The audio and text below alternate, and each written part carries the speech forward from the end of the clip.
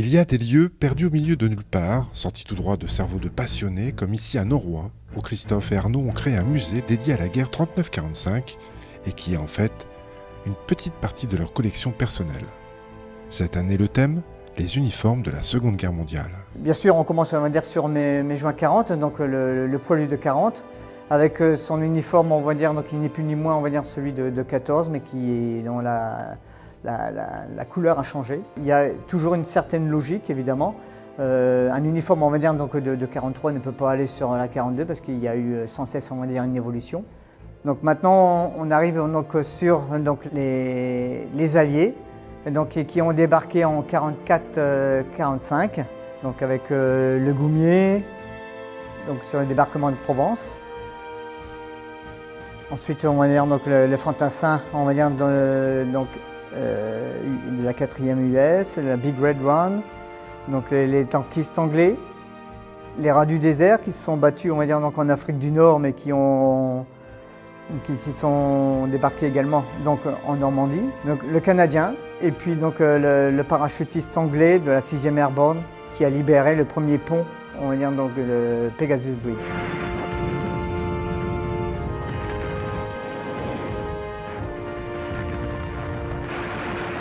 Donc maintenant on arrive, on va dire, sur le côté, on va dire, donc, des Allemands. Donc avec le tankiste, donc le mécano et son pilote. Donc toujours le pilote en tenue cuir, l'infirmier, donc l'Africa Corps évidemment. Ensuite le parachutiste allemand. Il faut savoir que l'Allemagne préparait, on va dire, donc même ses enfants, on va dire, donc, qui étaient endoctrinés très tôt, on va dire, donc, dans la Hitlerjugend, afin de les préparer pour la guerre. Vous avez également, on va dire, cette petite bombe, donc la fameuse bombe de Stuka, qui faisait énormément de bruit. Alors, on voit ici, on va dire, le petit ventilateur qui tourne au fur et à mesure, donc, sa vitesse.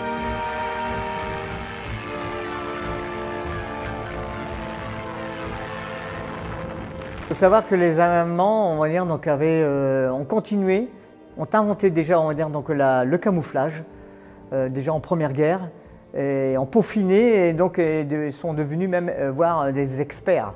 Donc ils avaient donc 3 couleurs, c'est-à-dire l'ocre, le sable et le vert. Et avec ces 3 couleurs-là, ils devaient donc camoufler leur casque, on va dire leur masque à gaz. Le fantassin donc faisait son propre camouflage, donc fatalement donc il était unique à chaque biffin. Alors toute la panel de casque, hein, donc toutes les armées aimaient bien, on va dire, donc montrer, on va dire, son unité. Donc beaucoup de casques, on va dire, ont des marquages. Hein. On voit même d'ailleurs qu'ils ne se gênaient pas, on va dire, donc à tirer sur la Croix-Rouge.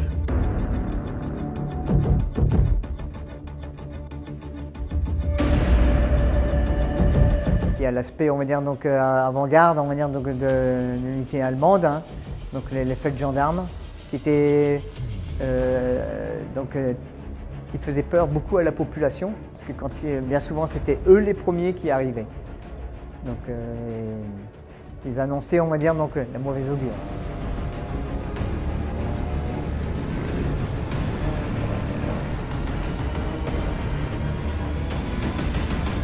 Alors donc on passe maintenant du côté un peu américain. Donc on a cette petite vitrine, hein, donc, qui montre un peu, on va dire, donc, toujours les uniformes, on va dire, donc, que ce soit au niveau chaussures, la casquette, et puis bien sûr, malheureusement, donc, comme dans toute guerre, donc, il y a eu des décès. Le drapeau plié donc, à l'américaine, 48 étoiles, c'est-à-dire celui de l'époque.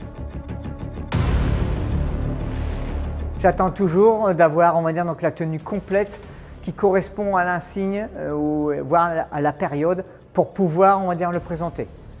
C'est pour ça qu'on a énormément, on va dire, donc, de choses qui sont en attente, donc d'avoir la petite pièce pour pouvoir la présenter. Alors, donc, dernière information importante, l'entrée est gratuite. Installé dans une usine de textile désaffectée, le musée Vestiges et Souvenirs de 39-45 à Noroît est ouvert tous les dimanches du mois de mai uniquement. 4 jours par an qu'il ne faut pas manquer si vous souhaitez découvrir des pièces remarquables de la Seconde Guerre mondiale.